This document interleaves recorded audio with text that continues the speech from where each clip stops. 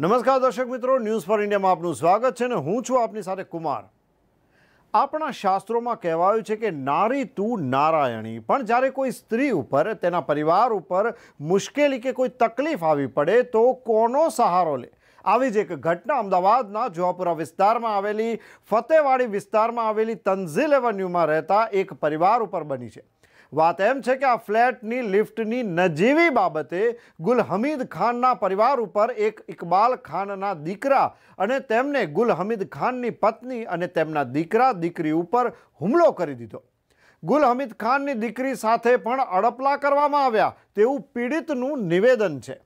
જ્યારે આ મામલે તેને પોલીસને જાણ કરી તો પોલીસ પણ તેમને ગોળ જવાબ આપવા લાગી, કારણ કે જે હુમલો કરનાર વ્યક્તિ છે અને તેમના પરિવાર જે છે તે વ્યક્તિ રિટાયર્ડ પોલીસ અધિકારી છે।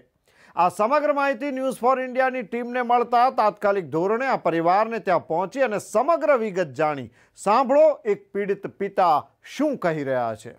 નમસ્કાર દર્શક મિત્રો, હું છું યશ, આપ જોઈ રહ્યા છો ન્યૂઝ ફોર ઇન્ડિયા ગુજરાતનું ગૌરવ। દર્શક મિત્રો, આજે અમદાવાદની અંદર સરખેજ વિસ્તારની અંદર એક એવી ઘટના બની છે, એક પરિવાર સાથે એક દુઃખદ ઘટના ઘટી છે। એક નજીવી બાબત, એક લિફ્ટની બાબત ઉપર એક પરિવાર ઉપર હુમલો કરવામાં આવ્યો છે। એ અમદાવાદના સરખેજ વિસ્તારના તંઝીલ જે એવન્યુ છે, ફ્લેટ છે, તે વિસ્તારની અંદર એ ફ્લેટની અંદર એક લિફ્ટની બાબત ઉપર એક પરિવાર ઉપર હુમલો કરવામાં આવ્યો છે અને જે લોકોએ હુમલો કર્યો છે તે રિટાયર્ડ ક્રાઇમ બ્રાન્ચની અંદર એ લોકોનું પરિવારનું કહેવું છે કે રિટાયર્ડ ઓફિસર છે, PSI છે। ત્યારે પોલીસ સ્ટેશન, વિજરપુર પોલીસ સ્ટેશન કોઈ એક્શન નથી લઈ રહી તેવું પરિવારોનું આક્ષેપ છે। ત્યારે એ સમગ્ર ઘટના શું છે, કઈ રીતે બની, આવો આપણી સાથે પરિવારના લોકો જોડાયા છે, તેમની સાથે ચર્ચા વાર્તા કરીએ અને શું છે સમગ્ર ઘટના સાંભળીએ। મારું નામ ગુલ હમીદ ખાન છે। હું ફતેવાડી તંજીલ ફ્લેટમાં રહું છું, ફારૂક આઝમની ગલીમાં। હું કાલ સાંજે શ્રીજી રોડ હતો, 6:15 થી 6:30 વચ્ચે મારા બાબાનો ફોન આવ્યો રડતા કે એની મમ્મીને, એની બહેનને અને મારા બાબાને નીચેવાળાએ બહુ માર્યા છે। એમાં 4 જેન્ટ્સ અને 3 લેડીઝ હતી અને મારી બેબીને એવી જગ્યા માર્યું છે જ્યાં છેડતીનો કેસ થાય છે। મારા પર પોલીસ કશું લગતી નથી અને અમે 108 લઈને મેં બોલાવી, મેં પોલીસ 100 નંબર બોલાવી। અમારી પોલીસ 100 નંબર એને દવાખાના લઈ ગયા પછી આવી અને દવાખાના લઈ ગયા। એની તબિયત એટલી ખરાબ હતી તોય ત્યાંથી અમને રાતે એ લોકોએ 10-10 છોડી દીધા। અમે 10:30 પોલીસ સ્ટેશન આવ્યા। અમે રાતે 3 વાગ્યા સુધી અમારી ફરિયાદ લખતા નહોતા। અમને કે ફરિયાદ કરશો તો તમારા પર આટલું ખર્ચો થશે, આ થશે, તમે થોડી માણસાઈ રાખો, આ રાખો। તો સાહેબ અમે કોની જોડે જઈએ? વેજરપુર પોલીસ સ્ટેશનમાં। અને જે મારવાવાળો છે એ એક રિટાયર પોલીસ ઓફિસર છે, PSI, એનું નામ ઇકબાલ ખાન છે। એની બેબી શાહીન બાનુ, એની એક બેબી પરવીન છે અને એનો એક બાબો છે અને એના ઘરે 3 મહેમાન આવ્યા હતા, 4-5, એમાંથી 2 છોકરા અને એક બૈરું હતું। એ છોકરો હું મારી મિસિસને 108માં નાખ્યો તો મને કહે છે કે મેને મારા, તું ક્યાં કરી લેગા? એણે ટોપી પહેરી હતી, ચશ્મા પહેરેલા અને એની જોડે એક બીજો ટોપીવાળો માણસ હતો અને એની મા કે એની બેન ગમે હોય અમે ઓળખતા નથી એમને, એણે આવીને બુરખાનું નકાબ ઉતારીને કીધું એ લે દેખ લે મેરા ચહેરા ક્યાં તોડ લેગા। એમને પોલીસ લઈ ગઈ અને અમે રાતે પોલીસ સ્ટેશન ગયા તો એ લોકો પોલીસ સ્ટેશનમાં હતા જ નહીં। અમને રાતે પોલીસ કહે કે ભાઈ તમારા બાબા પર કેસ થશે, તમારા પર થશે। તો અમને સાહેબ ન્યાયની ગુજાર છે, અમે કોને કહીએ? સાહેબ એવું હતું કે મારી મિસિસને મારી બેબીને બાબો દવાખાને જતા હતા તો લીપ ઉપર થોડી મારી મિસિસ તાળો મારતી હતી એટલે થોડી વાર થઈ ગઈ, નીચેથી બૂમાબૂમ કરી એણે। તો મારી મિસિસ લીપ લઈને નીચે ગઈ તો મારી મિસિસને કહે છે કે તેરી નોકરની મેં મેરે કો ટાઈમ નહીં હે, જલ્દી લીપ લા। તો મારી મિસિસે એને એટલું કીધું કે લીપ આખા ફ્લેટની છે ભાઈ, તો અમે નીચે આવીશું એટલી તો વાર લાગશે ને। એમાં એની ત્યાંથી મહેમાન કોઈ બૈરું આવ્યું તો એ અને પેલી શાહીન બાનુ, એ લોકોએ મારી મિસિસને બાલ પકડીને નીચે ફેંકી દીધું। એનો ભાઈ, એના પેલા 2 મહેમાન આવ્યા હતા, એનો બાપો, એ બધા તૂટી પડ્યા એના પર। અને મારી મિસિસને અમારા નીચે નાસિરભાઈ રહે છે, એ સામે અમારા એક બેન છે સગુપ્તાપા, એ લોકોએ દોડીને છોડાવ્યું છે।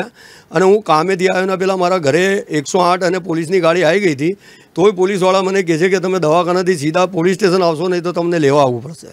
તો સાહેબ હું તો મારા પછી આવ્યો બબાલની, નામ ખબર નથી સાહેબ, હું તો હળબળ આવ્યો તો હું બહુ ગભરાઈને આવ્યો હતો કેમ કે મારી મિસિસની તબિયત બહુ ખરાબ થઈ ગઈ હતી અને 108માં નાખી તોય તે અડધી 2 બાંધ જેવી હતી અને પેલા મેડમે 4 પંખા, ઓક્સિજન બધું હાલ્યું, દવાખાને લઈ જતા એને બહુ એ થઈ ગયું હતું।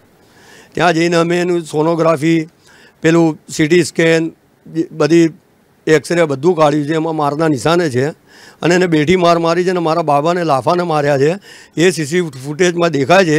અને એનો ભાઈએ મારી બેબીનો ઓઢણો ઉતારીને એને એવી જગ્યા માર્યું છે કે બાપ એક કહેતા શરમાવું છું. પોલીસે એ બધી કલમો લગતી જ નથી. એનો ભાઈ હતો, સાઈન બાનુનો ભાઈ હતો. અમે તો કોઈ દાડા સાહેબ ફ્લેટમાં કોઈનું પૂછતા નહીં કે ભાઈ તમારું નામ શું છે કે કેમ છે. અમે તો સીધા અમારા કામ ધંધે જઈએ ને અમારા ઘરે આવીએ. હા, છેડખાની કરી છે સાહેબ, એ તમે સીસીટીવી ફૂટેજમાં જોઈ શકો છો. હવે એ કલમ લાગે છે તો પોલીસે કોઈ કલમ જ નથી લખી. એમણે એટલું લખ્યું છે કે ભાઈ સામે સામે ભાઈ ફરિયાદ છે ને મારામારી છે અને કોઈ નથી. અને પેલા 3 જણા બહારના હતા એમનું નામે નથી લખ્યું. આ ખાલી 3 જણાનું નામ લખ્યું છે અને અહીંયા 4 જણા છે એમનાથી 3નું જ નામ લખ્યું છે અને પેલા 3 જણા બહાર ગયા એમનું નામ જ નથી લખ્યું. ખાલી એટલું લખ્યું છે એક બુરખાવાળી બૈરી. તો સાહેબ સ્ટેશન ગયા તો પોલીસ દ્વારા શું કહેવામાં આવ્યું હતું અને જે વ્યક્તિઓ દ્વારા હુમલો કરવામાં આવ્યો છે એ કોણ છે અને ક્યાં રહે છે? એ અમારા નીચે પેલા માળા પર રહે છે 101 નંબર પર. અને અમે ગયા ત્યારે આને હું અંદર લઈ ગયો ત્યારે ત્યાં સીસીટીવી ફૂટેજ છે. એ ઇકબાલભાઈ જે પેલો પીએસઆઈ છે એ રિટાયર, એ પોલીસના કોમ્પ્યુટરના આગળ બેઠો રિટાયર પીએસઆઈ છે. એ હવેલીમાં હતા આપણે એવું સાંભળ્યું છે પણ આપણે વધારે અહીંયા જ રહે છે. અને એ ત્યાં ખુરશી પર બેઠો તો કોમ્પ્યુટરની પાસે જ્યાં ફરિયાદ લખે છે. તો ભાઈ ત્યાં કોઈ પણ મુદ્દેગાર કે ગુનેગાર એને પોલીસ આટલી નજીક બેસાડી શકવાની એની સત્તા નથી. અને રાતે અમારી ફરિયાદ લખવા આવ્યા તો એ આવીને ત્યાં બેસી ગયો. તો પોલીસને અમારે શું લખાવવાનું એ કોમ્પ્યુટર આગળ પોલીસ અમારું લખતી હતી તો ત્યાં એ બેસી ગયો આવીને. પોલીસવાળા એમને ખુરશી આલી સાહેબ.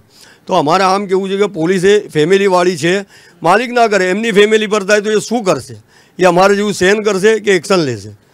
શું માંગ છે છેલ્લે આપની? ભાઈ મારી એટલી જ માંગ છે સાહેબ કે મારી મિસિસનું જે આત્મસન્માન છે એ ખોવાવું ના જોઈએ અને એનું લાગવું જોઈએ કે એના પાછળ છું અને એને ન્યાય મળવું જોઈએ.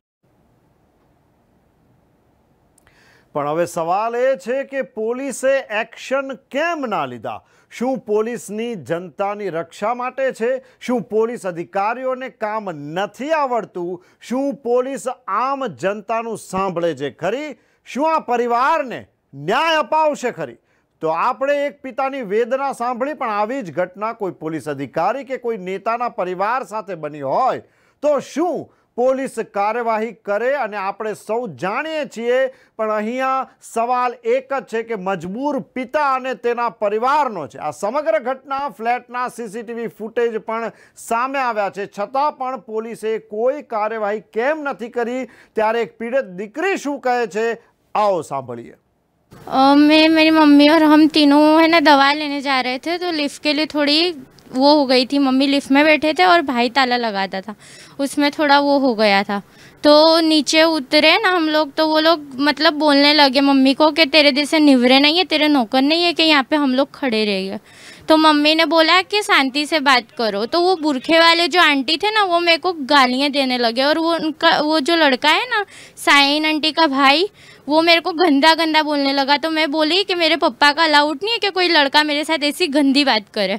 तो मैंने उनको ऐसा बोला तो वो मेरे को चल निकल और फिर हाथ चालाकी में रखे सर के सारे बाल खींच लिए और हाथ चालाकी करने लगे, मेरा रुपट्टा भी छीन लिया उन्होंने। और हम तो तीन ही थे, वो लोग 3-4 लड़के थे और 3 लेडीज़ थी, 3-4 लेडीज़ भी थी। वो मम्मी को ऊपर सब चढ़ गए थे। मम्मी को पता नहीं है ना बताऊँ सांस नहीं आ रहा था और बहुत दिया ने मम्मी को ना हम लोगों को सबने घेर लिया था और मेरे भाई को मारने लगे। मेरे भाई के सर के पीछे से बाल पकड़ लिए थे और उसे फेंटे मारने लगे थे वो भाई। आपके साथ क्या हुआ था? वो लड़के ने आपके साथ क्या किया? मेरे को मारा उसने, फेंटे भी मारी और बाल भी खींच लिए थे मेरे सर के सब और रुपट्टा भी छीन लिया था, यहाँ सब में मारा था उसने। તો એક દીકરી સાથે જે રીતે વર્તન થયું તે આપણે સાંભળ્યું। હવે આ જ મુદ્દે તેની માતા અને બાળક શું કહી રહ્યા છે आओ સાંભળીએ। शाम को खाना पकाने के बाद मेरे लड़के के सीने में थोड़ा दर्द था ने लड़की की भी तबीयत अच्छी नहीं थी तो हम दवा खाने जाने निकले थे। तो थोड़ा ताला मारने में लेट हो गया, मेरे से ताला लगता नहीं था तो लड़के को इसके दोस्त को बुलाया कि आप ऊपर आओ ना ज़रा ताला मार दो। तो वो लीप ऊपर आई तो खाली दरवाज़ा 2 मिनट के लिए या 1 सेकंड के लिए खुला होएगा। तो वही देर तो नीचे से चीसा फाड़ने लगे। मैंने कहा चीस मत फाड़ो, हम नीचे ही उतरते गए। पहला माला आया, ये सब थे तो मैंने इनको किया, मैंने कहा इतनी बूमा मत फाड़ो, तुम नीचे ही उतरते थे हम। तो मेरे को कह रहे कि तुम्हारे वहाँ से तो बहुत चीसा फाड़ते हैं, हम तो नहीं बोलते हैं। मैंने कहा तुम है ना, तुमको हर बार जब मेरा लड़का रमता है ना, जब उनको तकलीफ़ होती है, 3-4 दिन में लड़ाई होती है कि 3-4 साइन बानू, उनको भी बहुत तकलीफ़ होती है। वो घर बैठे हैं यहाँ बाजू, उनका यहाँ कुछ लेना देना नहीं है, तो भी यहाँ आएंगे। हमारा तो खुद का घर हैगा, तो भी यहाँ। हाँ, साइन बानू। उनके साथ एक उनके मेहमान आए थे, वो लेडीज़ थी ने, एक उनकी बहन थी, उनकी बहन का नाम परवीन आपा है। वो 3 जने थे, लेडीज़ थी ने 4 जेंट्स थे। जेंट्स के नाम तो मेरे को याद नहीं है क्या, पर उन्होंने क्या करा, पीछे मैं बात ही करती थी, इतने मैंने मेरी लड़की को गालियाँ देना की, तो मैं बोली तो मेरे पीछे से बाल खींच के मेरे को नीचे गिरा दी। नीचे गिरी ना, मेरे को प्रेशर हाई रहता हैगा, तो मेरे को चक्कर आने लगे, मेरा सांस नहीं आता था। तो ये बच्चों ने मेरे को उठाया, वो नासिर भाई करके नीचे, उन्होंने मेरे को उठा के बाहर ले गए। बाहर ले जाके मेरे को उठाया, 108 बुलाई। मेरे को इसके बाद याद नहीं है कि क्या हुआ, पर ये पीछे से मेरे को 3-4 जने मारते थे। पुलिस वालों ने क्या एक्शन लिया जब पुलिस कंप्लेंट करने गए थे? कुछ भी नहीं, मेरे को यूँ समझाया कि आपके हस्बैंड को समझाओ, इसमें खर्चा भी बहुत होएगा, आपके कोर्ट में आना जाना पड़ेगा, वकील के पैसे होएंगे, फिर आपको यहाँ रहना पड़ेगा रात। किस चीज़ के लिए रहना पड़ेगा? ये केस होएगा तो आपको यहाँ रहना भी पड़ेगा, जब हम बुलाएंगे, जब आना पड़ा। हाँ, आपके नाम नहीं खबर इतना, आपको आना जाना भी पड़ेगा यहाँ बाजू। आपका हस्बैंड क्या कमाते, मैंने क्या लो छोटा हाथी चलाते, तो क्या अब इतनी उनकी सैलरी तो है नहीं कि आपका खर्च, जैसे ये पुलिस का के वो कोर्ट का खर्चा उठा सके। पर क्या नाम मांग है आपकी? बस ये कि हमको इंसाफ मिले, बाहर से आके कोई हमको मार जाए हमारे घर में, तो ये कैसा इंसाफ हैगा। मेरा मम्मी को सब मारते थे ना, तो मैं बचाने गया ना, तो वो अंकल ने मेरे को पीछे से बाल पकड़ के खींचा और लाफा मार दिया मुँह पे। वो साइन आंटी के भाई है ना, उन्होंने तो है ना, फिर मैं बाहर जाके देखा ना, तो नाक में सिलवे निकलते ला, तो मैं फिर वापस मम्मी को बचाना आया ना, तो फिर वापस मेरे को मारा। તો હવે પોલીસ શું કાર્યવાહી કરશે તે જ છેવટે જોવાનું રહ્યું। તો જે રીતે પરિવારનો આક્રંદ હતો, જે રીતે દીકરીની સાથે પણ આપણે સાંભળ્યું કે દીકરીની સાથે પણ અડપલા કરવામાં આવ્યા છે, અને જે નાનો માસૂમ બાળક હતો તેને પણ તે લોકો દ્વારા મારવામાં આવ્યા છે। તો એક પિતા, એક પરિવાર ન્યાય માંગવા ક્યાં જાય? અગર પોલીસ જ તેની મદદ નહીં કરે ત્યારે કોણ કરશે? ત્યારે સવાલો ઘણા બધા ઊભા થાય છે। ત્યારે હવે જોવાનું એ છે કે આગળ પોલીસ શું કાર્યવાહી કરશે। કેમેરામેન સુધીર સાથે યશ નાયક, અમદાવાદ।